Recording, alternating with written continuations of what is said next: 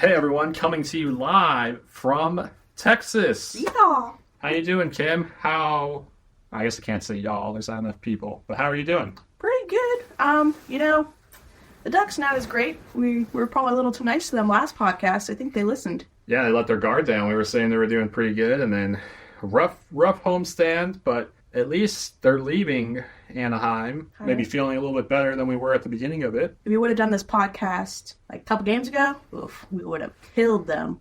I still want to kill them, but maybe not as quite as hard as before. Yeah, I think they got some hard words already from Crow and from the team, because I think they've kind of picked up their game towards the end of the homestand. Maybe not all the results showed that. Let's just kind of lay it out where the Ducks stand as of today. Ducks are 6-8-2, 14 points, which puts them at 27th in the league since we last recorded. The Ducks went 4-2 since we last recorded. It's been 6 games since then. So, Kim, you want to just go through game by game? Sure. Yeah, so first game since we last recorded was game against the Blackhawks, Bedsy in town, and the Ducks dropped that 4-2.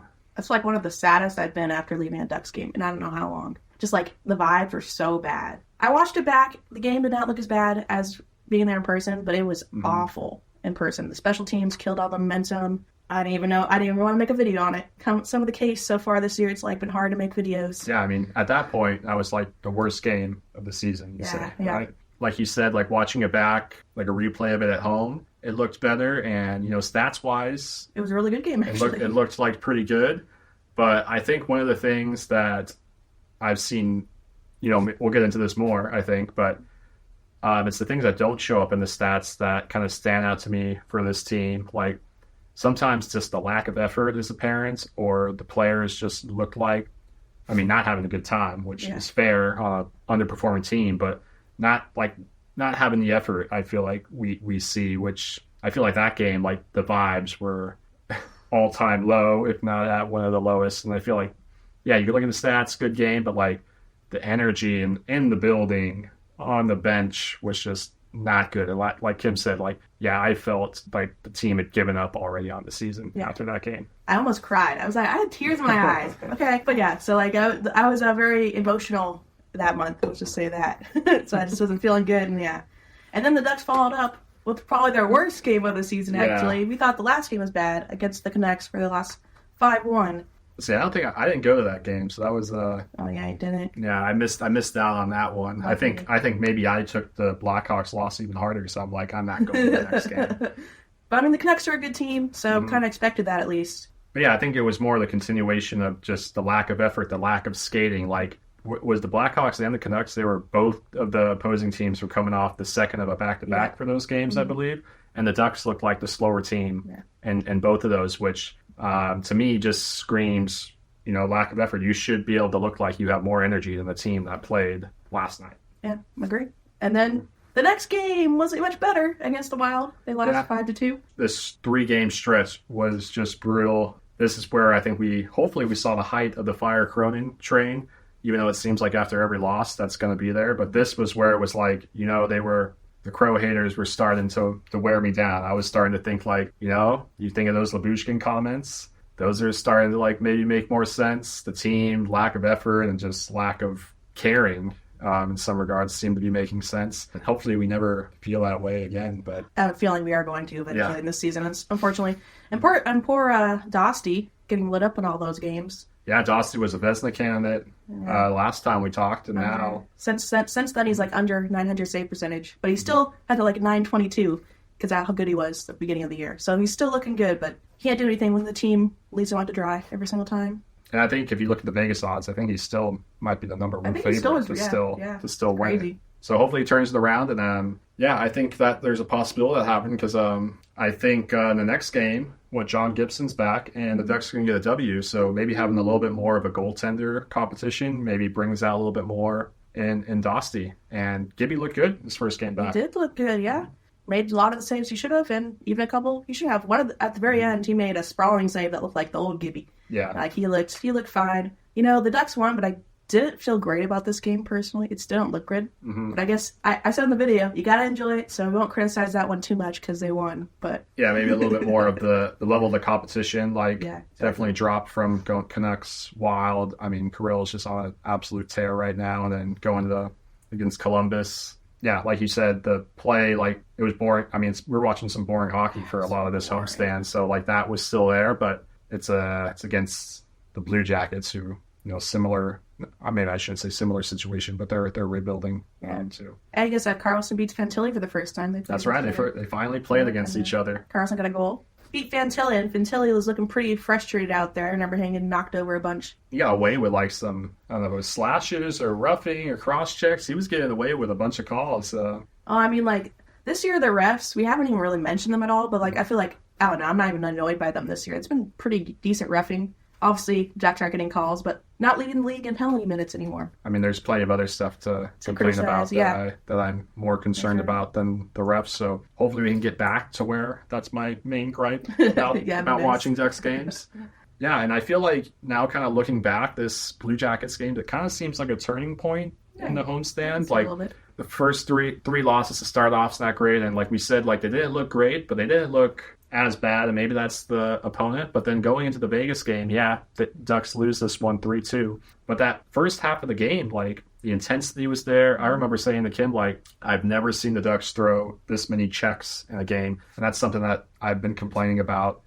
Just the physicality, wasn't there. But I feel like this game, at least for the first half, and the energy was back. Yeah, they do lose 3-2, but it seemed like, looking back, and maybe I'm going to look like an idiot after this comes out, and they're going to revert back to what we saw earlier in the homestand, but it seemed like they were building on something, and the play looked better. It was a very even game, which is shocking against Vegas, because, Vegas is killer butt the last few years, but I mean, I guess you won 3 straight against them before this game. Doesn't feel like it. Never feels like that with them. And then I guess the last game was a very good game, probably the Ducks' best game of the season. They win 6-4 against the Detroit Red Wings. Wow. Yeah, I unfortunately had to miss this one too, so I feel like I've missed the worst game of the season and possibly the best game of the season. Yeah, probably between the home opener and this one, probably the best game for sure. I did watch a replay of it, so it seemed like a sweet game, and I feel like from a Ducks fan perspective, this game had everything. A Zegras goal,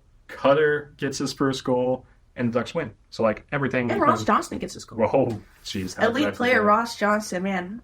I'm going to give him his flowers. He's looked pretty good this year. He's been everything you could want in a fourth-line player. Maybe I'd like to see him drop the gloves a little bit more, but he's going to be scoring goals. I mean... Sheesh. Got some nice goals, too. Yeah, I mean... 2 goals this year. I feel like a lot of his goals are identical, stick blade on the ice, redirect into the top corner. But hey, if it works, it works. Last week, he was leading the Ducks in goals for percentage. Sorry, he's not leading. He was third on the Ducks on that. Which doesn't sound like a recipe for success long term. So, no, it's not. So the system suits him. Yeah. But maybe what a recipe for success if Zegras can start scoring more. And if this is going to start the ketchup bottle flowing for Cutter. And hey, let's say it was a normal looking goal, quick release, beats some 5-hole. We've seen some much nicer shots from Cutter that have rang off the post. But hey, get in that first one, He was happy. Take the monkey off the back. All the boys were smiling on the bench. I don't know if I've seen so much smiling on the bench in a game this year. That was so nice to see. Refreshing. And that's another reason why I was saying maybe turning point, because the vibes were at an all-time low for the first 3 games, and now that's going to get the boys going. And that's part of the reason why I'm still excited. Maybe we didn't mention this before, but one of the reasons we're in Texas, we have family here, but we're also going to the game in Dallas. So if you're there, keep on the lookout. We'll probably be there for warmies, I think. We're still planning that out. Hopefully we can get there. But if there's any Texan Ducks fans that are going to be there, come say hi. The vibes are good coming into this game, and all of the stars are undefeated at home. Maybe that'll change. Maybe they play tonight probably or something like that. I don't know. No, I guess they wouldn't play tonight. Oh yeah, I guess I didn't check since we were first kind of putting together our thoughts on this game. So maybe that's changed, but even still, they've been very good at home this year, and hopefully, we can see some competitive hockey and be the bigger D in the big D. Yeah, there you go, Big Duck energy. Yeah. But yeah, I imagine Dosty gets to start in this one because Gibson won his second game. Gibson undefeated, and he looked good again. Couldn't really blame him for any of the goals. He was close to making some amazing saves. I feel he was getting a piece of everything. I think more vintage Gibby look. I feel like I was saying with the goaltender competition making Dosty better, I mean, I think it's going to make Gibson better too. Yeah, I agree. And then when's the last time Gibson got 6 goals in a game? I mean, maybe we can dig up the stats in the editing and put it down below, because I would venture to say I could count it on one hand, the amount of games. And maybe early on, the team was fun, but recently, never. I guess more on the Red Wings game is that this game, the Ducks singularly almost lost because of the penalty kill. Yeah, and I mean, that's been a problem throughout the season. Same for this homestand for the most part. But they got scoring from elsewhere. Yeah, they got scored. Lots of goals scoring on the power play. Mm-hmm. Power play has looked really good. So last year, both the power play and penalty kill weren't great. Now it seems like we're finally getting a good power play after the refs start 0 for 22. If you take that away, the Ducks are probably looking pretty good record-wise for the power play. And, when they're not scoring, it looks good. Yeah. Their movement, Zelli has been leading the way in the quarterback. Oh, my goodness. Play and finding Z for that one goal. Oh, so nice. And we didn't even talk about Zelli. Zelli has probably been the player, our 6-game stretch we're talking about, for sure. Player of the easily. Yeah. I mean, I know most improved gets like a hard rap of being like a bad award, but Zelli has shown the most improvement of anybody on the team this year. Right. I saw a tweet that he was 1 game above rookie eligibility, so it would have been fun because he'd be probably leading the Calder race right now. He's leading the points in rookie defenseman. I guess he's still technically rookie, but not not eligible for the Calder. I don't know how that works. Yeah, I don't know how that works. There's some things in the hockey of the world I'm still like, what the heck are you guys talking about? Yeah. Like analytics stuff. Like, I like looking at it, but at the same time, it's all about the eye test for me. That's a pretty graph. Oh, yeah. He's up high. He's doing good, kind of thing. Mm-hmm. So, it's all about the eye test mainly. I want to be able to watch this team play. Analytics are great, but if the eye test isn't great, we're going to games. Yeah. I want to enjoy going to games. And most of this homestand, I did not enjoy going to Ducks games. So we talked about the Dallas game. After the Dallas game, they played Blackhawks the next day, so back-to-back, and then they're back home. So quick little road trip. Yeah, well, hopefully better than last road trip. Yeah, hopefully. So that's how the team's been doing, looking ahead. But there's been some fun off-ice stuff going on, right, Kim? I mean, looks like we're going to get another van collabs, which after the last one, I'm excited for. Maybe my bank account isn't. I'm wondering, it seems like we're only going to get one, because there was fan voting. If you're watching this, the voting is closed, but we thought maybe we would, kind of give our opinions on each of them and then ultimately say how we voted. Hopefully they fixed the shipping problem they had last year, because I'm not waiting a whole year for shoes again, right? Yeah. So hopefully I'm sure they've learned. We did learn that was all on the Ducks' fault, because they didn't want to pay for airfare. They wanted to ship it across, so it wasn't on the van. So I'm sure the Ducks probably will not pay for airfare, but at least they'll tell us this time when the actual date is. Or expectations are set. Hopefully it doesn't get worse than that. Hopefully, they have to get better, like the team. How do you feel about all the designs? So they're designed by each of the players, Leo, Killer, Dosty, and Terry, but which ones kind of stood out to you as being? See, I really like Killorn's shoe, except for the fact the bum put his 17 number on the shoe. Great looking shoe. It's like the perfect shoe for me. But yeah, I put 17 on it, so I did not vote for that one. Maybe it's a Kessler shoe instead. Yeah. I guess so, right? Mm-hmm, yeah. So immediately an F, the worst one for me, just for that factor, because it's a killer shoe. Because he has still not looked good, by the way. Whole bit, probably the worst player on the Ducks. And then we got Leo getting the little puffy shoe out, a little thicker. And then he got a sick picture on the bottom. I wonder how that's gonna look. And how it lasts. How it's gonna hold up. Yeah. Isn't it also like a preseason game picture? It is a preseason game against Utah. Yeah. Honda Center. It was a preseason. That was a sick goal. It was a sick goal. Mm-hmm. And then his signature is definitely the nicest feature I think on all the shoes. I love his signature on the side. Yeah, he put his number on it. And I don't mind it because, the feature right there. It looks good. I like that one. What do you think on the first two I mentioned, I guess? Yeah, I feel like I agree with you. Like, Killorn's was just kind of nice, classic look. But then, the number being on the tongue of the shoe kind of throws it off for me. And Leo's I like the signature effect. But other than that, it's kind of maybe a little boring. They're all kind of boring except for one. My word, Terry. Yeah, Terry. I love the sticks on the bottom, the black. From the top, it looks like a freaking clown shoe. Yeah. Like he had his kids design it or something. Boy was desperate too on his story. He said please vote for my shoe. I need this win in the locker room. Easter. I wonder if they're getting voting updates as it was going on. Maybe. If he was just getting killed, because it is definitely the most out there. The other three are kind of more normal looking shoes, and then there's Terry's. Maybe that's how he's gonna win. I do like the sticks, but yeah, everything else is like, whoa. Yeah, but then we got Dostys, which, I mean, basically sums up Dosty. So much style, subtle, and this is the one I voted for because I could wear this shoe like not even going to Ducks games. I love the tan, and then on the bottom it's got the Ducks logo on there, and it's got a little imprint embossed. It looks like it might be embossed on the tongue, but yeah, good looking shoe. That's the one I voted for too. But I think Leo's is gonna win personally, just because it's so the picture on the pictures bottom are so sick in the signature. It's pretty cool that they're doing it again. I'm guessing this is gonna be like a yearly thing now. So I don't know if they can do it yearly. I feel like the hype will die down eventually. I guess but so. If Leo's gets big, I will definitely be copping a pair. I just wish that they would. I'm not like big in the new school look for the Vans. I just like the classic kind of. I don't even know what they're called, but like the normal looking Vans. I wish they would do something. I wish they would have like different styles of Vans shoes. If you don't want the new school, you'll have to. But then they have something. Yeah, because they have the high tops last year, and then they have the slip-ons, which I just wish they had the laced version of those, because that's my usual Vans shoe. So I would love to get something like that.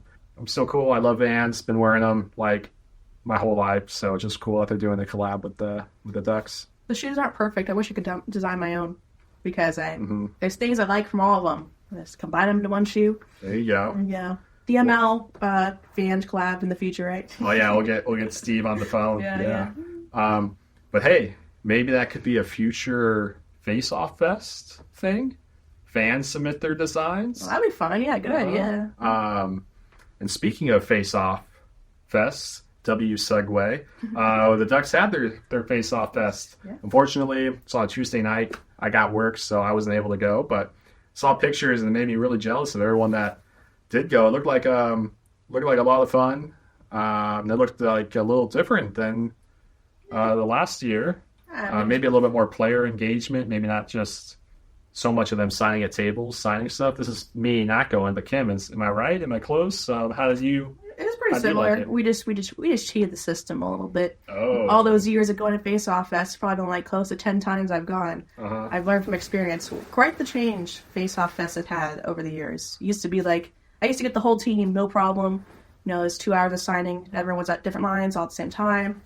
And this year, last couple of years, they've had 2 sessions.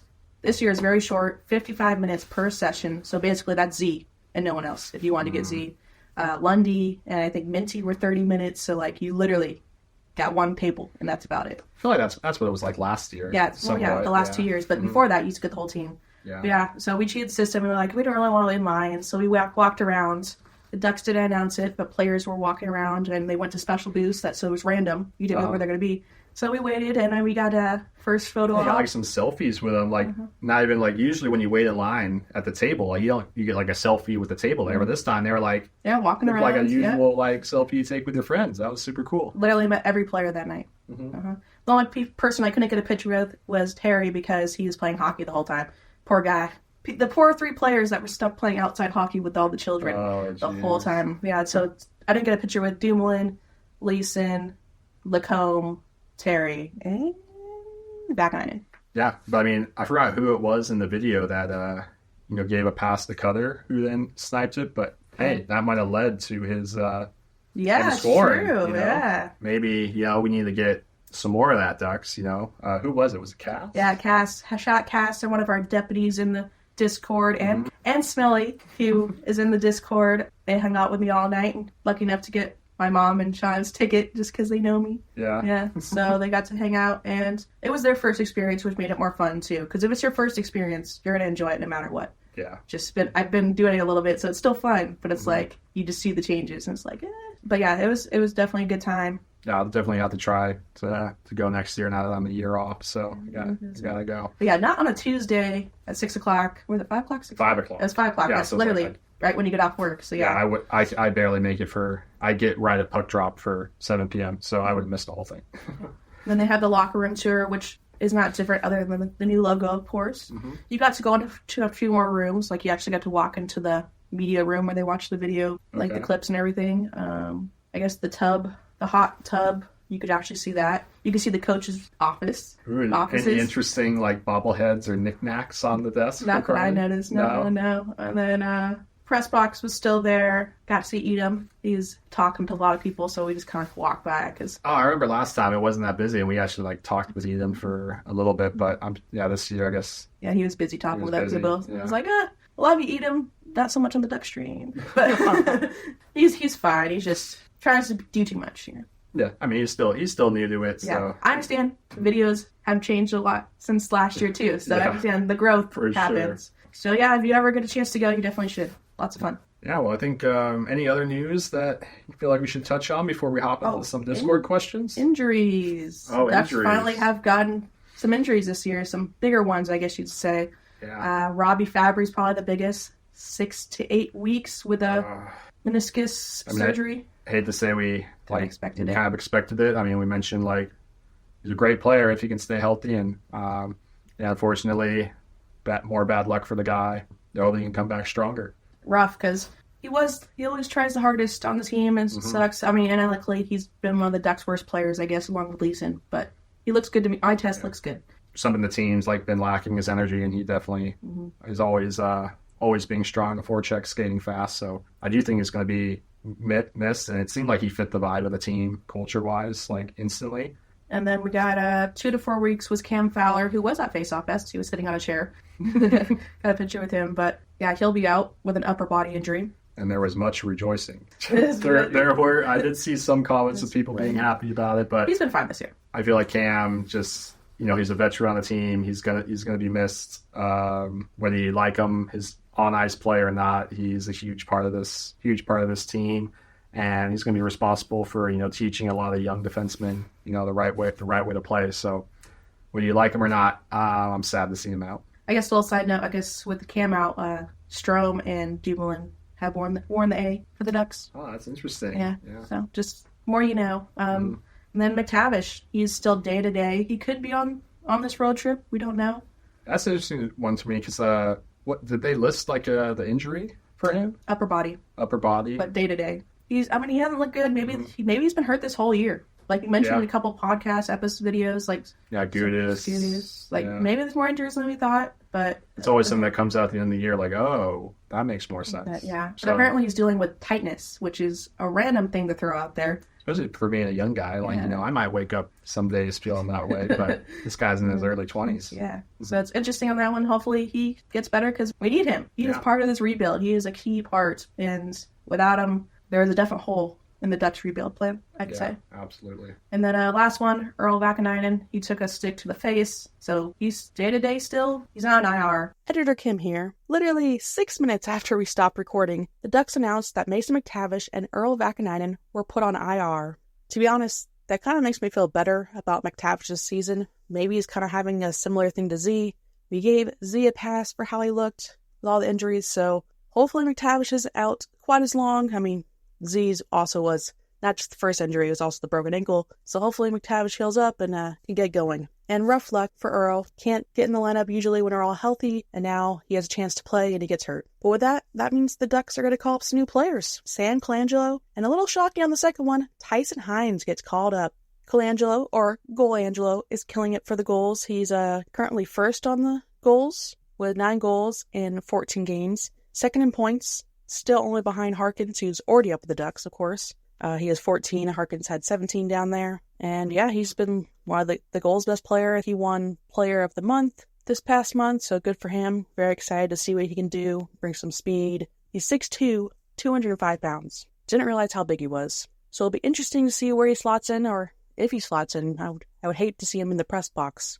But then I already said the shocking one is Tyson Hines. Leno didn't get called up. You think he would. Hellison got called up, and then still not Leno. So, I guess they just want him to mature down there, which is good to see. Or maybe he's struggling down there. I'm not following the goals as closely as I have been maybe the past couple of years. It's just, I'm already watching one team lose a bunch. I don't feel like watching another. Although their last game was pretty crazy. They were down 7-3 at the end of the second and came back and tied it. They went into a shootout and they lost, but good effort there. Colangelo was part of that, getting the goals. To be honest, I don't really know much about Tyson Hines' game. Of course, he won Defenseman of the Year in his junior team. He's kind of more of a stay-at-home defenseman, not very offensive. He only has 2 goals this year, no assists. So he got the same goal total this year as last year, so seems to be improving. You think about Hellison, he got called up, and this is kind of Hellison's last hurrah with the Ducks because his contract's up. So I can't wait till tomorrow or today, depending on when you're listening to this, or maybe the next day. Anyway, we'll go back to past Sean and Kim,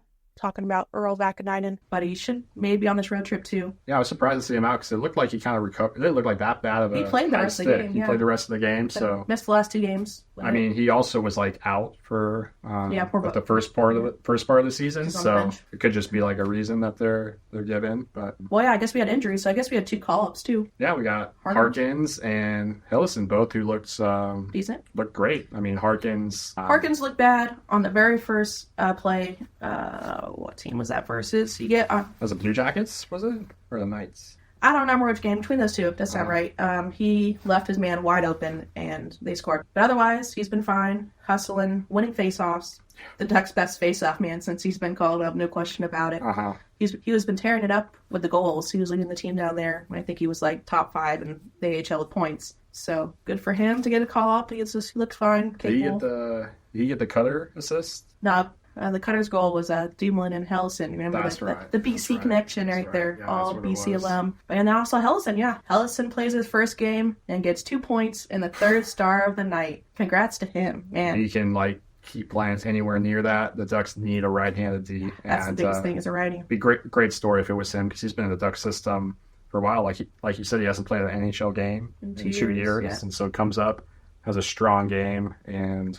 Yeah, really hope he sticks around. I'm rooting for him. I mean, if he can keep playing, I think Vax becomes even more expendable. There's no reason to keep a lefty around when you got a righty that's about the same and right now has potential to be better. Yeah, no, I agree. So it's interesting to see who'll be in the lineup and if the lineup changes because the lineup was changing a lot during this homestand too. So we're kind of jumping around, but there was a lot of changes in the lineup. Z hates playing wing, so he's been in the center. I think he was towards the end of the last podcast too. But might have been first games then. Yeah. So he's been there, and then Cutter has been playing on the 4th line too. We didn't even mention that, but he got his goal on the 4th line, and then maybe Crow listens to the podcast because that's what I was saying. Yeah, do for Cutter needs to drop it down so you can kind of build that confidence up and get those goals coming in. Hopefully that's gonna pan out for him. Yeah. But yeah, the only thing that stayed the same about the lines is that they're always changing. So I think that's going to continue. One game they'll have the lines, and halfway through the period or game, switch it up. Because Z was with Leo at one point, but still stuck with the Clorn. That guy needs to be on the 4th line. I'm sorry. Or scratched. Scratched. It is awful how bad he looks. Yeah. Maybe he's hurt. Maybe he's hurt. That's all you got. That's the only thing that we can give him. So yeah, sorry that little tangent at the end, but we'll get into some Discord questions now. Cool, that sounds good. Who do you think the next franchise pairing will be? Leo Cutter, Leo Z, Johnston Killer? Johnston Killer for worst. Oh wait, no, Johnston brings that killer up by a big fold now, right? But Leo Cutter's probably the closest. I think Leo Z should be separated long term. They did look good together, the brief stint that we mentioned, but honestly, I think we're forgetting someone down in the OHL tearing it up. Bucket season. I can definitely see the Leo Bucket connection. Well, that's what I was saying. I still like the Z Cutter. I just feel like they just have a similar vibe. And then we still don't know like a ton about Bucket. Like he's tearing it up, but Bucket Leo seem to have kind of a similar energy. So I could definitely see that one. Big boys. Mm-hmm. Yeah. Bucket has really filled out even more. I think he grew another couple inches. Yeah, I think he's listed at 6'4". He has like 22 points now in 12 games or something like that. Crazy. Like, he is going insane down there. That pick is just looking better and better. Yeah. So hopefully this continues that way because Verbeek was getting a lot of hate. Of course. Yep. He doesn't like to be the go with the flow guy. Yep. But yes, maybe it's Cutter Leo Bucket line. Oh. That sounds so good. I hope it pans out to how good I'm thinking it's going to be. And then the next part of that question was, what do you think the next franchise pairing in comparison to Solani Korea and Getzlaf Perry? The Getzy Perry one for now screams the Leo Cutter. They seem like such similar players. Cutter's got an edge to his game. Perry did. Cutter's also picked up the physicality, which I've been really liking to see. I mean, sometimes he throws a check and it doesn't really do too much. Learning from Ross Johnston, 4th liner right there. Yeah. The leader. But yeah, I don't really see any Solani or Korea in the Ducks. We're going big and physical. That's what we're doing. Yeah, I'm trying to think. I guess the type of player, there's Zelly, but he's on the D. But he reminds me of just with the quickness and the speed that Korea used to have, and being a lefty too. I mean, I see it in Zelly, so but I don't really see a Solani type of player on this team. Mom called Zelly, reminded her of Cogs. Yeah, Energy Cogs. effort. Yeah. Yep. Doc Faber reminded me of Cogs too, just with the energy. I just feel like Cogs have the speed, but I mean Zelly is just so smooth. Where do the Ducks start improvement-wise? There's good flashes, but the inconsistency and tentativeness is frustrating. It is a coaching change, lack of personnel, or leadership. I feel like that's just the hallmark of young teams is the inconsistency. I hate that excuse. So you hate that excuse, but I feel like it's true. I mean, that's how, experience helps you like kind of play more consistently. Coaching could definitely be a part of that. I mean, I feel like all the ones that you listed could all be a part of it. Lack of personnel, for sure. I mean, Verbeek wanted to sign a top winger and a top defenseman, and we didn't do that. So, I mean, I could have changed the season drastically if we, for better or worse, depending on who he signed in the offseason or who he tried to sign in the offseason. Yeah, leadership. I mean, we talked about Gudas on ice kind of suffering, but I still feel like, I don't know if leadership is really, maybe there isn't like a young leader stepping up yet, so that could be something, but we can see how Gudas is with the players, so I don't really think it's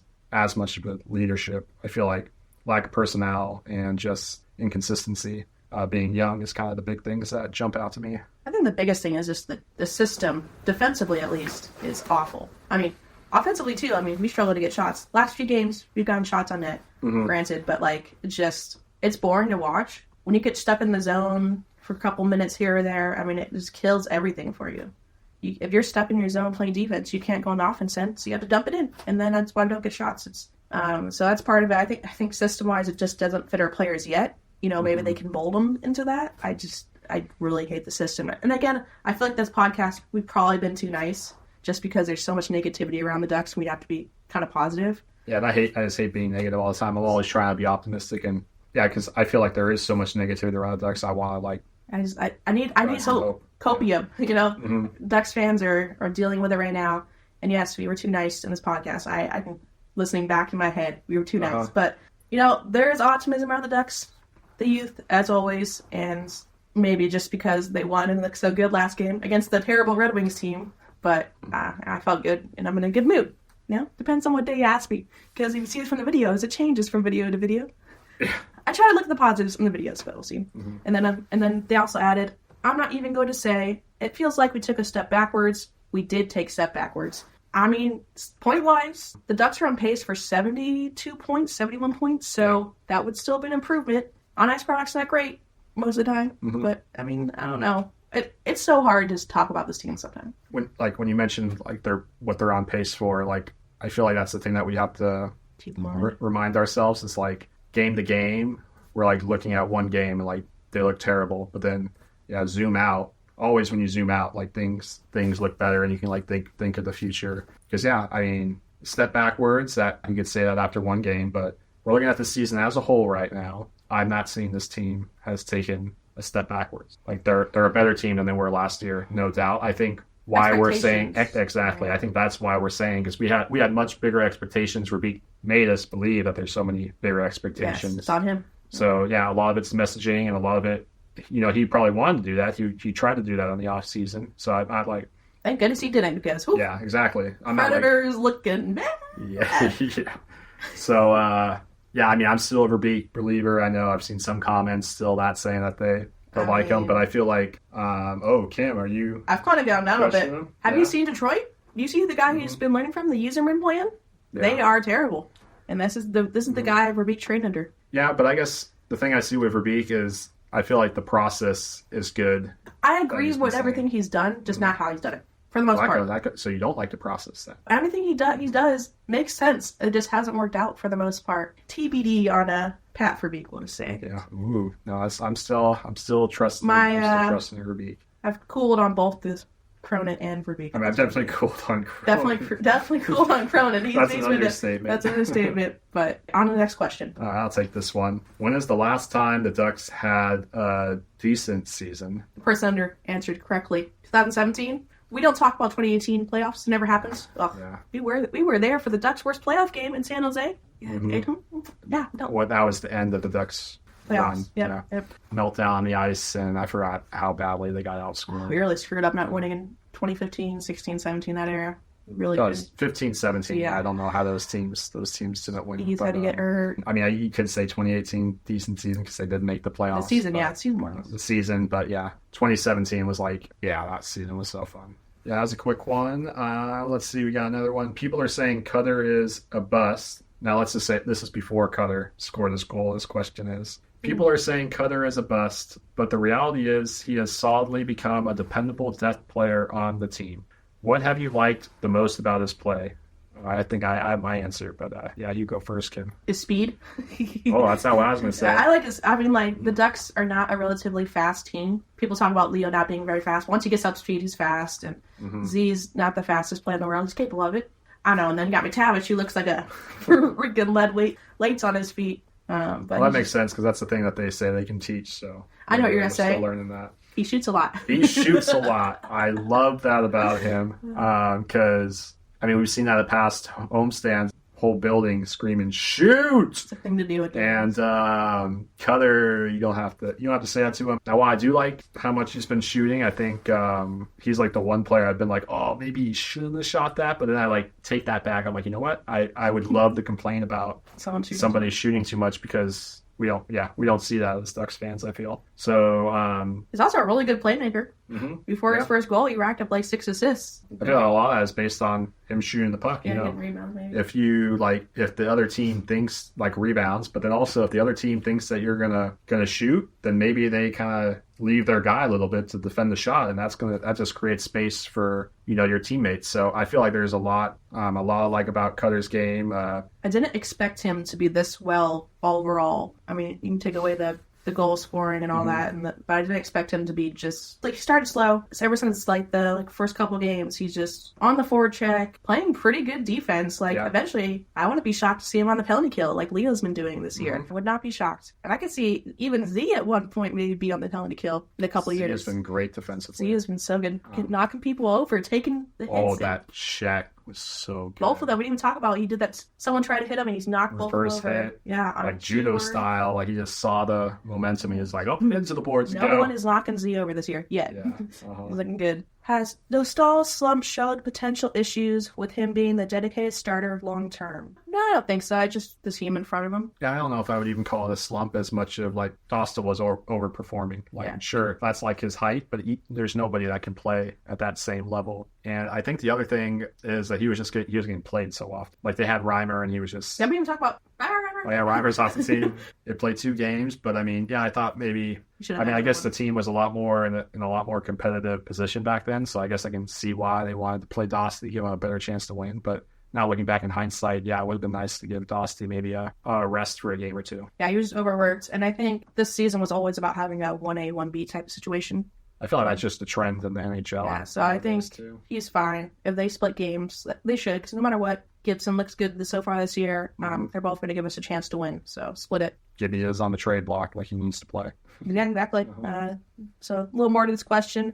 Does he have a shot at ever being a workhorse starter like Gibson was, or is he just an excellent 1A, and we will need to carry a very good backup capable of starting 35 games this season? Kind of mention it. It's kind of like the trends to go 1A, 1B. I hope Dostal never plays 60 games because poor Gibson. I was going to say, we literally have an example of doing that with Gibson, especially on a rebuilding team like this where you're not only asking him to play that many games, you're asking him to face 40 shots. There's no reason to in the regular season. Obviously, when you get to the playoffs, he's playing every game, of course. Yeah, you're running a hot hand. But then we got, he found his backup already, maybe with Sukanek in the. Hopefully he heals up well from his knee surgery and everything. But I think long term, Dostal doesn't play that much. Hopefully. Ooh, we got a fun one. If you had to pick a goal song for yourself, which song would you pick and why? I would just go with something that's fun to sing. I feel like something poppy. Big Sabrina Carpenter fan, so maybe I'm going with Espresso or something like that. I'm working late because I'm scoring goals. Copyright right there, probably that great scene. Yeah. I don't even know. Yeah, Kim's not a big music. I'm not good with some T Swizzle. Used to be a T Swizzle fan back in the day. Yeah, be a Bad Blood. Bad Blood. Yeah. Shake It Off. That'd be a good one. Yeah, I feel like Shake It Off is it. Yeah, I agree. Shake It Off's fine right now. Maybe I'll give you another answer in the Discord about it. What right-handed defenseman should Anaheim target this / next season to acquire? What assets are you willing to give up to acquire them? So Blue Jackets just said they would trade Jarecki. That's how you say his name? I'm going to butcher that because I didn't really look it up. He's a right-handed defenseman who kind of underperformed maybe. And I would look to get him right now, to be honest. I'd probably trade Jackson Lacombe. Lefty for a righty, basically similar. The J-name guy has more of a defensive role, which is probably more we need when we have Mincy and Zelly on the offensive side. Lacombe's looked okay last few games, by the way, too. He hasn't been bad. It's just on the totem pole, he's definitely still at the bottom for me. Yeah, I feel like what you said, giving up, I feel like a left-handed D like kind of makes sense. So I feel like that's where our surplus is. I don't really want to give up any offensive potential. No, we're not going to have any forwards or any sort. So that, or that's through the trade. I gotta take a look at the free agency, like who's coming up. But I mean, I could see us maybe signing a right-handed D. Seems to be like, because the one thing that scares me even about trading like our young left-handed D is that, I mean, there's other reasons, but we used to have a surplus of young defensemen before, and they didn't all pan out. So that's the one thing that scares me about maybe trading away. So I feel like, especially with our cap space, like signing somebody, and I would have to look, and maybe that's a future video idea. We could look at, maybe not yet, but off-season video. We'll talk about like the free agency, so maybe hold off on that. But I could definitely see like a right-handed D. I mean, that's what we tried to do last season. So I think that's still going to hopefully still coming.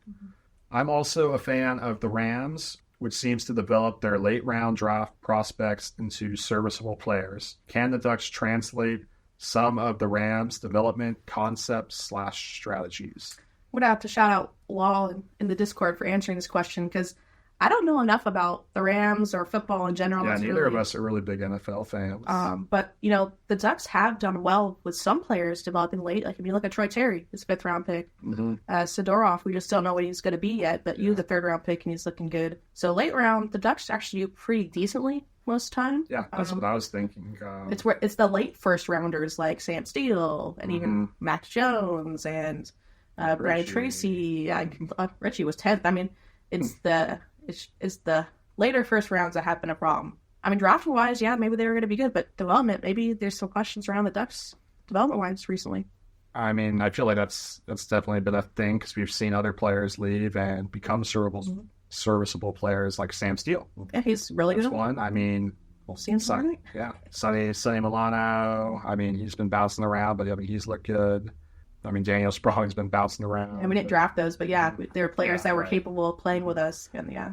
So sorry we don't know about the football world. I don't really know anything about other sports, like development-wise, besides hockey. I'm a big baseball guy, too, so I could do a comparison with that. But even hockey-wise, I'm not great with the prospects, just because it's hard to follow them. Like, I'll look at the stats, like, wow, he's tearing up, the bucket and everything. Solberg and Clara have been benched the last few games, little side note, for their teams. There's so many leagues. Yeah. It's impossible to watch them all and expensive. Yeah. Like, AHL is like 200 and something. Yeah, I looked into that. I'm so tempted, because you get AHL, you get ECHL, and you get USA development program, but I just don't have the time to watch. That's the problem. That's the thing that comes Pirate streams and everything, too, but there's, like, bad quality. It's like, Let's see, I think that's... Yeah, Law, thank you again for answering, because I would have been lost. Yeah, I guess if you want to see what he said, hop Discord plug, hop in the Discord, come chat with us. A lot of fun. But I think that's going to do it for this podcast. Thanks everyone for coming back and watching. And it's probably going to come out. We're recording this on Sunday, so maybe it's coming out Monday morning. So if you see this, you're going to the Dallas game, you got to keep a lookout for us. We do have stickers. We'd love to meet some out of town Ducks fans. Something on Insta to let them know too. Yeah, we'll have follow all the socials. We'll have them. We always have them linked. Anything you want to say to close us out? Thank you to our members too. There's quite a few out there. I think the month's almost up, so hopefully you guys want to re-subscribe. We need to figure out a way to involve you guys more. Maybe do some more live streams just with you guys, just to say thank you some more. Or put your ideas down if you got anything you guys see that you'd want to get more of. I think that's going to do it. Thanks to the members. Thanks everyone for watching. Like, comment, follow, all that stuff. Here, you do it, Kim. You know how to do it better than me. Thank you for watching, and go Ducks! See y'all. Duck my life, DML, passions high, in Norwich country, let's fly.